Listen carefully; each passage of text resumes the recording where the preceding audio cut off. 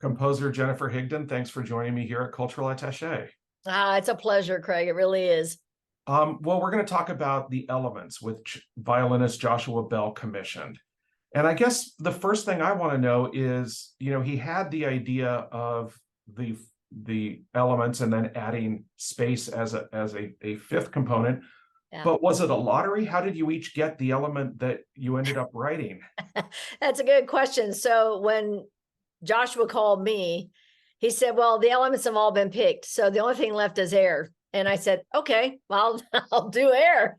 So basically at that point, there were only four composers. We didn't have space as part of it. So at some point he decided he wanted space to be a part of the equation. They asked Jessie Montgomery. So I think the guys all picked the elements they wanted. And then they called me and I said, okay, my job to rock it, Now, not to attach sexism to this, but it does seem like the guys all got first choice. Yeah. I don't know if it's sexism, but that's definitely the way it happened. But my theory is if you're a good composer, you should be able to figure out how to make it work no matter what you're doing, because sometimes you're writing odd commissions. It could be something really, really strange. And I've had some odd things before. So to me, part of the challenge is meeting what is being requested of the commissioner.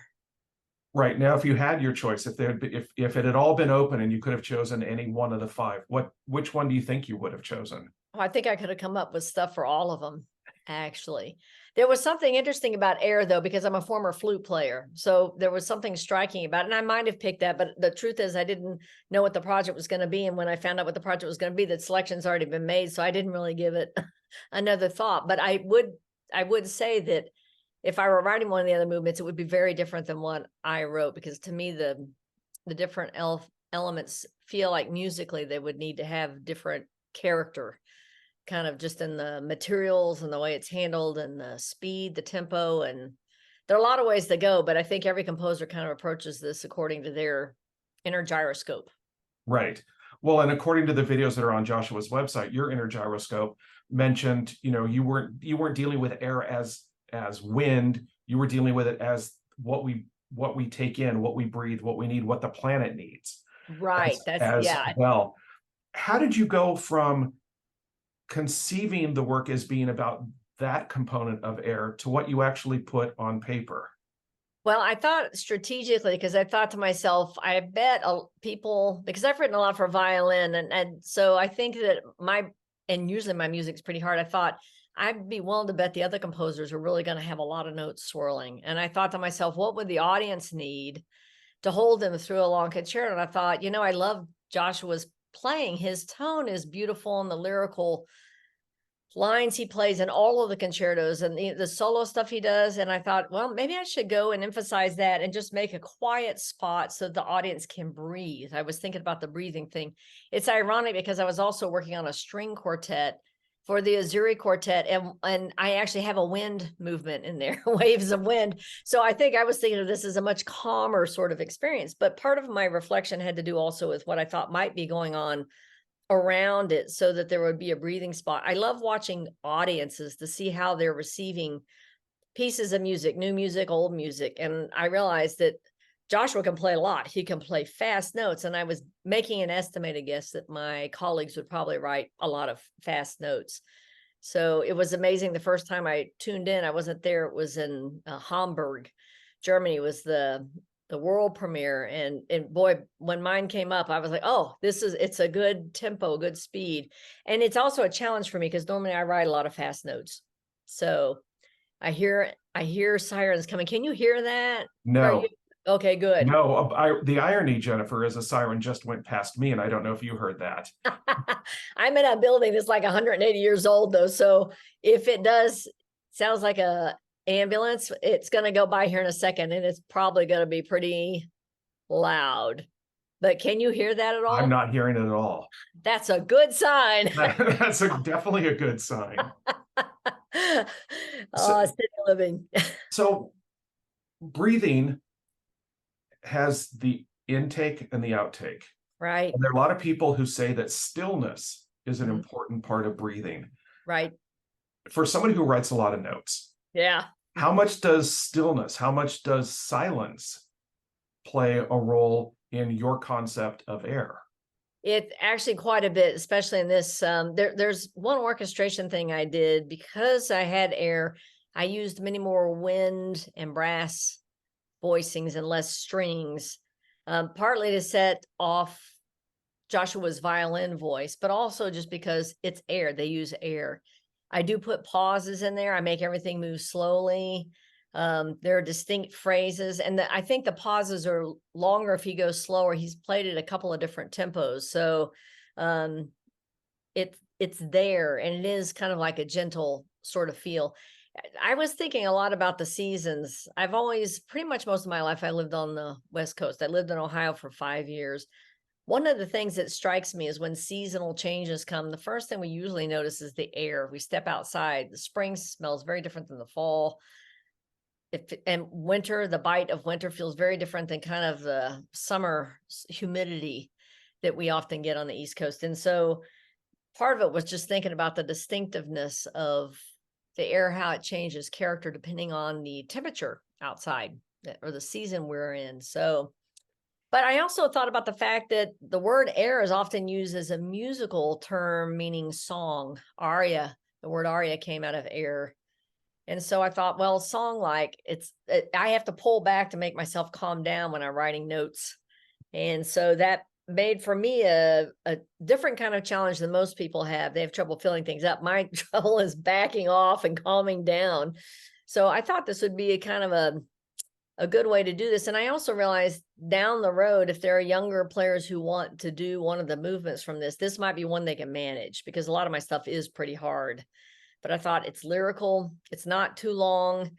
And one of my goals was to make sure it sounded good with just piano also. So you had that option. So I thought about that as I was writing, not to make it so complex that you couldn't play the piano part along with the violin. So not making it as complex as a lot of the other work that you've composed, does that give you a new insight into other ways that you can write? Yeah, I think it does. And I really have, it's amazing how much I had to pull myself back where I'd start to write something that moved and then I'd be like, wait a minute, that's not staying true to what I was shooting for. But I mean, if you listen to my violin concerto, even the slow movement has a lot of notes in it. So I'm pretty famous for writing music that's difficult. And I'm lucky because the players do my music a lot. I get a lot of performances, but often if you have the computer count up the number of notes, you come out of these concertos and you may very well have something like 70,000 notes or 120,000 notes. It's kind of an insane number. So the thought of being calm amongst everyone else's notes, especially since my colleagues, I figured would be excited to write, some really virtuosic stuff for Joshua, which he plays fantastic. It's just, that's the one thing about this concerto that's fascinating. Every sound world is different because it's a different composer. So you're getting real variety in what you're hearing, and it makes the musical experience different than if you were listening to just a 40-minute concerto from one composer, because the language is changing, the pacing, the rhythm, the interchange between the orchestra and the soloist. And it's very, very effective. I have to say it's pretty cool. Well, it's funny because that leads to another thing that I wanted to ask you about. Joshua talked about on his website how he was inspired by what Vivaldi did with the Four Seasons and what Gustav Holst did with the planets. The difference between those two works and this work is there is cohesion that is an inherent part of those works because it is a singular composer who's writing the music. This does not have that unless there's some miracle, and I've heard it. I've watched the video of the performance. There isn't that cohesion. Correct. And I'm wondering, is cohesion an outdated idea for contemporary works? I don't know if anything's ever outdated, to be quite honest. I think artists can't really say anything is outdated, and I think everything's on the board. One of the things we did to try to help us in this process was, as we finished our respective movements, we loaded them up on Dropbox so we could all see what the other was doing. And I think I may have finished mine first. I think mine was finished in December of 22. So that way everyone could look at my percussion setup, because we realized the percussion setups could be very, very complex. Percussionists need to basically be in stations. You don't want them running all over the stage, having to switch instruments. And so, and I don't know if the other composers looked, because when I loaded mine up, I was the first one in. But I kind of like the idea of variety. We can have both. We can have cohesion. We can have cohesion within our own little movements. Because the one thing this gives Joshua a chance to do, if he goes in and he does another piece with another orchestra and he wants to do one of these movements, he can do that. He can just pull it because the things work as self-contained units. He could also combine like maybe 2 or 3 of them if he needs a medium size work. So I think it does work though. You know, our world has so much variety in it in terms of the movies we see, everything on TV, the stuff that plays on radios, and why not have some change of pace even within one piece? Well, and as I was thinking about this, I realized, well, it's not like there's cohesion amongst the elements. They are distinctly different too. Too, that's a good point. Yeah, you're absolutely right. Now, I'm wondering if there's a bigger idea at play here with this desire to do the elements. Given the political football, at least in this country, that issues surrounding the environment and climate change is. Did Joshua give you any indication that he was hoping to make a bigger statement, not just about the elements, but how we treat this planet we live on? He actually didn't say anything, but I suspect for all of us, it was in the background of our minds. It's hard for it not to be. I don't know that he was thinking that. I think he was looking for big starting points for a group of composers, and the elements are big. There's no getting around that. But you know, when you're writing, especially these days, it's hard not to be aware of the environment and its impact on all of us in every way imaginable. So it might have been in the background of his mind. But knowing the work that the five of you have done, you're all very topical composers, and I mean that respectfully. I feel like you were responding to the world that we live in today. I mean, that is what every composer does, isn't it? Right, it is. And I actually have a lot of pieces. In fact, the string quartet I wrote right after this it had a water movement. It's called a zero waves. It had a zero, it was a zero water, a zero waves of wind. I had waves of light and waves of buffalo. So, I mean, and I have a lot of other pieces that have nature themes, because I've written something for the Grand Teton Music Festival. Those were also nature based. And I grew up hiking a lot in the Smoky Mountains in East Tennessee. So I feel like nature probably, it may be more present in my music than any of my colleagues. When I think back on it, I probably have 20 movements or so from various pieces that have nature themes specifically. So it's there. Nature's an inspiring thing as well, though. I mean, Of course. I mean, look at the poetry that was written. Look at the paintings that were created, the photography and the music that was written, all inspired by the world we live in. yeah. It's a great way to share. You know, now we have the internet, we can look this stuff up.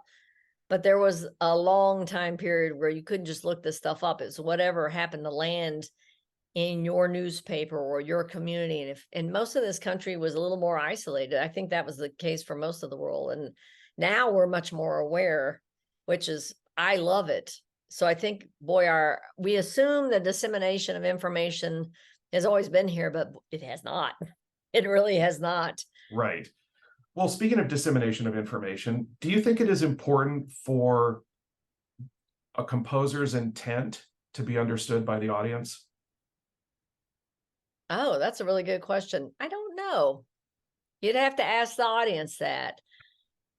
Because I have had pieces played where there were no program notes and no explanation. And my opinion is that pieces should speak no matter what the intent is, whether the audience knows it or not. My contention is always that you shouldn't have to have a PhD when you walk into a concert hall to understand what's the music that's being made. So I think that for some people, it's probably important. And for some people, it probably has no importance.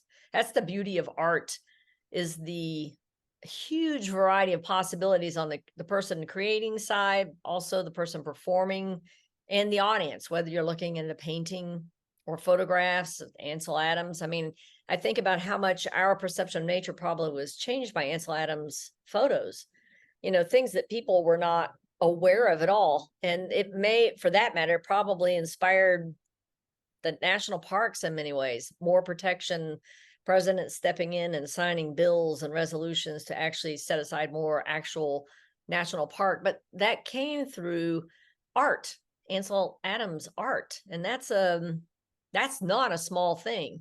It's a huge. Neither is trying to do black and white photography in Yosemite. I can tell you from experience, it's just not the same. It's hard, isn't it? It is. You had just mentioned that you did a lot of hiking and walking, in Tennessee. And I saw an interview that you gave to Annalena Lobb for the Wall Street Journal in 2005. Right. And she asked what you did to relax, and after answering that you walked and went to the movies a lot, she said, so it's not music all the time? And your response was, I think that would be hard. The brain needs to breathe. Yeah. It seems as though even 18 years ago, you were considering breath and air as part of your need to be and the need to be healthy. Yeah. And it's funny.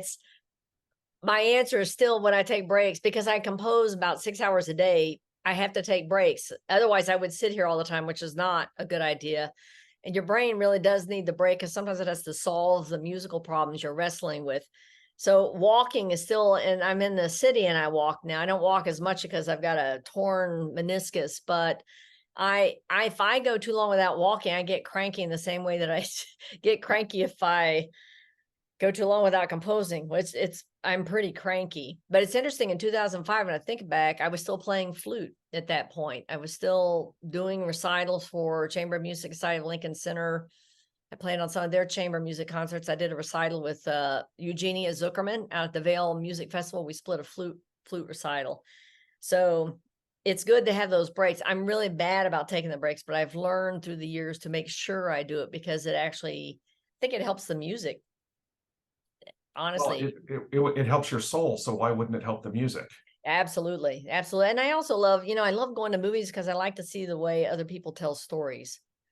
The movies have been advancing through the years, and I've noticed how much quicker edits come through in movies now. And so I think about that sometimes when I'm writing something for young kids. I think, all right, they probably need a faster pace. They probably need more things happening quicker, change the ideas over. And I picked that up from movies, looking at the way they now cut trailers versus like even 20 years ago. It's quite astounding. You still need a good story, and the way you build around that story is important, but it does teach you a lot about perception, someone else's perception of the art you are making. Well, I hope prior to writing Air, you were watching a lot of Antonioni movies. I was breathing deep. That's because there's certainly time to breathe in those movies. Yeah, that's so true. It is incredible watching audiences, even in movie theaters. If you go to a festival where they're showing older movies, watching how people take things in and how different their attention level is in various types of movie, black and white versus color, the way they expect the storytelling to unfold and the pace of it. And the music affects that as well, which is one of the things we all kind of like about John Williams. He's very good at sensing what needs to happen to really basically get the most emotion out of scenes, or to make it feel like it's passing quickly when it's not, or vice versa. Maybe that everything's moving in slow motion, right? Or it's terrifying. If I think about Jaws, yeah, which that was just a brilliant conceit of turning the heartbeat into a musical motif. Yeah, it's brilliant. It is that. Actually, I've used that technique with other song cycles and all, where I've had song cycles. I wrote one for Thomas Hampson that was based on Civil War songs, and one of the poems was about a sentry who was on guard at night who got shot, and slowly he's dying in the poem. So I used that and slowing the pace down as it went through the end of the poetry. But I know I picked that up from John Williams. Well, but that's every composer picks up stuff from other people. It's true. I mean, it's impossible. I mean, I love John Williams, but I have to say, when I listen to Schindler's List, I think that he's inverted the opening theme of the Violin Concerto by Mendelssohn. Oh, you may be right. I didn't even realize that. Oh my gosh, it is amazing to me that music has so many possible combinations of notes, rhythm, and harmony and orchestration that it's pretty much endless, but there's going to be overlap for sure. Right. It's impossible for there not to be. Yeah. I want to get onto something a little bit different, which is the idea that orchestral institutions, large orchestral institutions, for a number of years, and I'm blessed, I live in Los Angeles, where they have been combining new works with older works to create a dialogue amongst them. the Philadelphia Orchestra released their 2022 album Letters for the Future with your work and Kevin Putt's work. Right. And obviously both of you are on this as well. And I'm wondering, what is the conversation that you would like to see amongst contemporary composers that maybe is a different conversation than the one that happens when contemporary works are sandwiched with works by composers from anywhere from 100 or more years ago? Well, that's a really good question. I'm not sure how to answer that because I'm always on with the older works. What is it? I have tomorrow night. I have Philadelphia Orchestra, their gala opening, and it's my music and Rachmaninoff and Shostakovich Cello Concerto #1.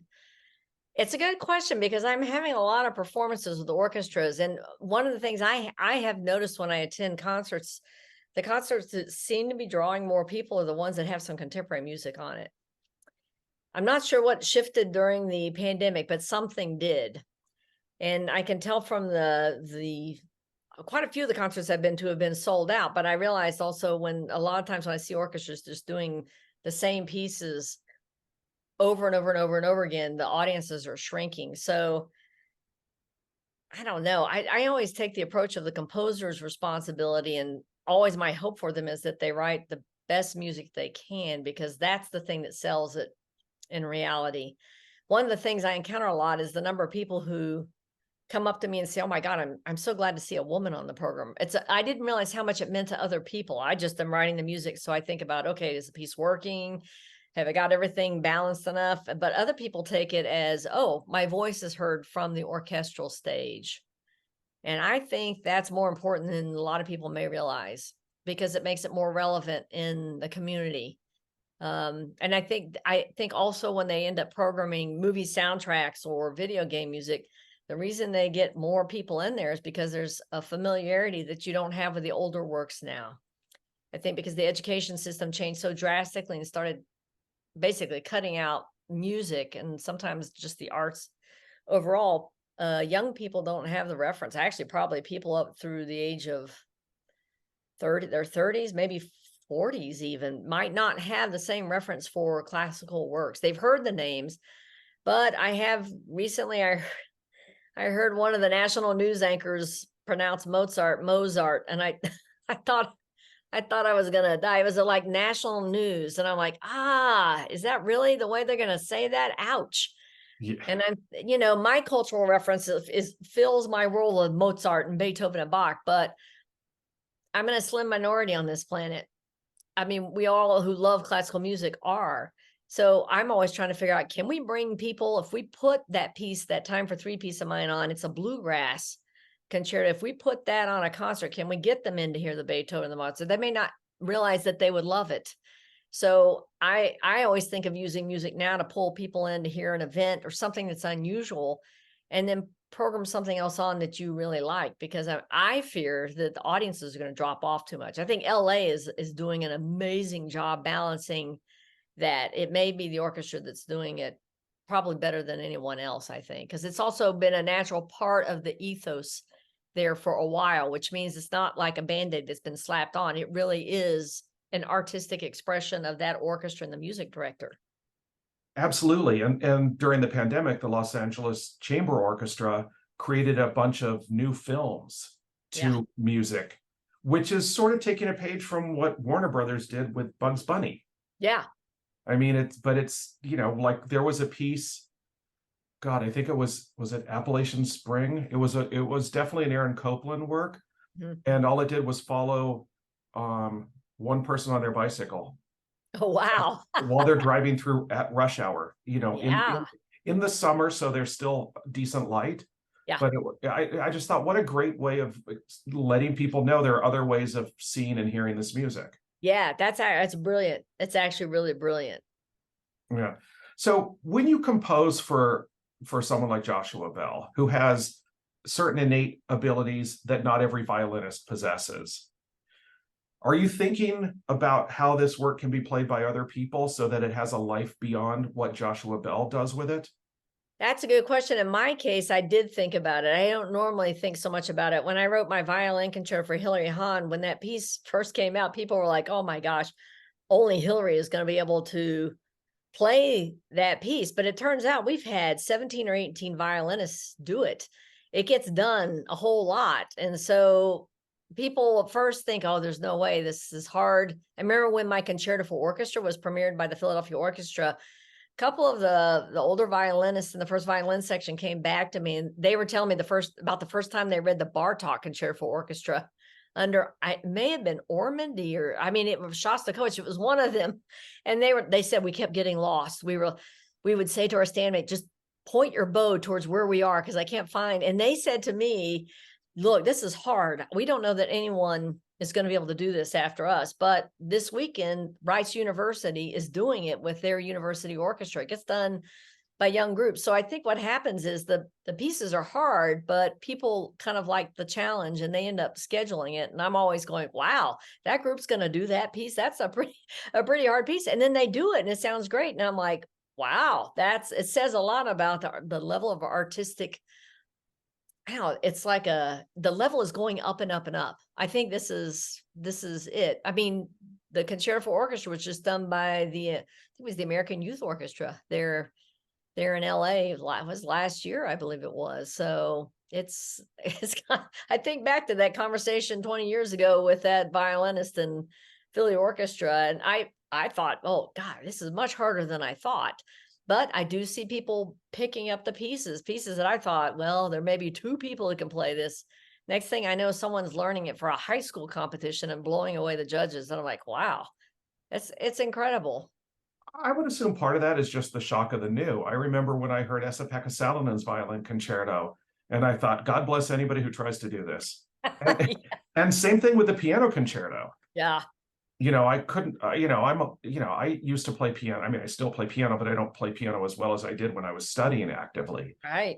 But I hear this and I go, how on earth? But, it's just about what you spend time on, what you learn, and what you believe you're capable of. Right. And a lot of times young people don't know, they don't know that something's hard. You put it in front of them and they're like, okay, let's go. Yeah, it's hard, and then they'll tackle it. So it's all, I think music has always advanced from composers pushing the envelope on ability. I mean, people thought the Barber violin concerto was impossible. They thought the Tchaikovsky was impossible, but that bassoon solo at the beginning of Rite of Spring, people are like, oh, no way, that's insane. Now people play it beautifully, and it's kind of an interesting way we make art together, because I can write the notes on the page. It doesn't work so well if it's just me. I have to have the performers, but watching the performers learn it and embrace it and then reschedule it. That's the other thing that amazes me, when we have an orchestra in France that just scheduled the violin concerto for the 2nd time in the past 3 years. I'm like, wow, that's actually kind of incredible. It's actually really incredible. So it's a phenomenal thing watching these musicians embrace music that I know is difficult. When I've had to play my own music, I've been like, good grief, what was I thinking? But you cannot complain if you're the person who wrote it, and you're playing it. You got to learn it. So I appreciate deeply what performers go through when they're learning a new piece. It is an unusual challenge, but in a way it's also fascinating because they're making the history of that piece. That's the reality. They are the first to do that. Can you imagine if you'd been the first in the group to do Beethoven's 9th Symphony? Wow. Yeah, no, Yeah. but I just would want to have been in the room. Yeah, me too. But you know what? It's much easier for me now. Beethoven would often hear pieces just 1 or 2 times after he wrote them. And I'm not sure the players were quite up to what he was writing. Frequently things, especially with the stuff he wrote when he was younger, would get canceled because the musicians couldn't play it. But I'm lucky. I have like 250 performances a year. So I get pieces that are just repeated again, much more than Mozart or Beethoven ever heard in their lifetime. And that's actually an incredible, miraculous thing when I think about it. Well, you're in a pretty rarefied group, because it's basically John Adams, Philip Glass, and you are the 3 living composers whose work is most commonly performed. That's probably true. Is that true? I guess that is true. Yeah. I'm too busy writing. I don't look at those stats. But I mean, if you have 250 performances, there aren't a lot of people who get that. And there are certainly people who deserve it. There is great music out there. Yeah. But you're in a rarefied bit of air, shall we say. It is. And the thing is, I think that more people would get more performances if like artistic administrators were looking around, were aware of more composers coming up to the right. You know, it's ironic. I'm talking to you in LA. The LA Phil is literally the last major orchestra in the United States who has not done my music. I think I've worked probably with 700 or 800 orchestras around the world, but the LA Phil is literally the only one that I've not had a performance with. And I get asked about that now all the time. They're like, which orchestra hasn't done your music? And I'm like, it's LA.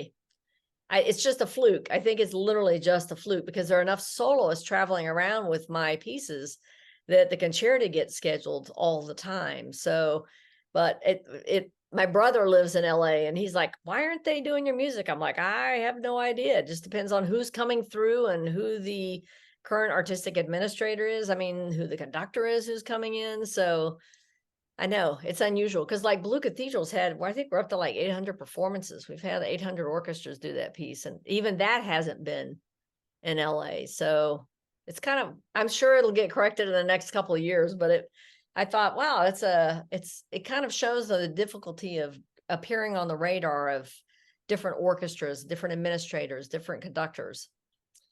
Well, the gauntlet has been thrown down to the LA Philharmonic. Come on, Gustavo, you have a couple years left. There's still time. Get something. Yeah, exactly. I know, exactly. it's funny because I wrote a concerto for Eighth Blackbird, the new music ensemble. We put together an interesting consortium. We actually managed to get like the Cleveland Orchestra at the top end. Then we got some really small orchestras like the West Michigan Symphony and the Cabrillo Music Festival down in Santa Cruz. And I couldn't believe how excited. I think the West Michigan Symphony was more excited about being on a co-commission with the Cleveland Orchestra than they were in commissioning me. But it was also fun to write something for our new music ensemble with 6 soloists at the front, because I start the piece with this bowed piano. All the 6 members of Eighth Blackbird are gathered around a piano and they play inside the keyboard. And it always fascinates the audience. Like when this was done down at New World, they were smart. Tilson Thomas put a camera inside the piano so people could see what was happening. And it was kind of a fascinating thing to convince orchestras to hire, not only come on a commission for a new piece, but also to hire a new music ensemble to be their soloists. So it's fun watching us try to change the way people think about music, but it's definitely like pushing a boulder up a big hill. You just have to go down and get it when it rolls over you, which sometimes happens, but I think it's worth the effort. It's worth the sweat. And because people often say to me, wow, this is a concert I'll never forget. And I'm amazed how often people say that kind of thing. So it's the ultimate compliment, actually. Absolutely. Well, I want to ask you one other thing, and it's about something that Edith Wharton is quoted as having said. She said, "The air of ideas is the only air worth breathing." How does the air of ideas inspire you as you move forward throughout your career? Oh, that's a really good question. It seems to me like anyone who's creative just lives in the air of ideas. Although I do know a lot of composers who struggle. But this is the thing about if you're able to actually write every day, that tends to make the air produce more ideas.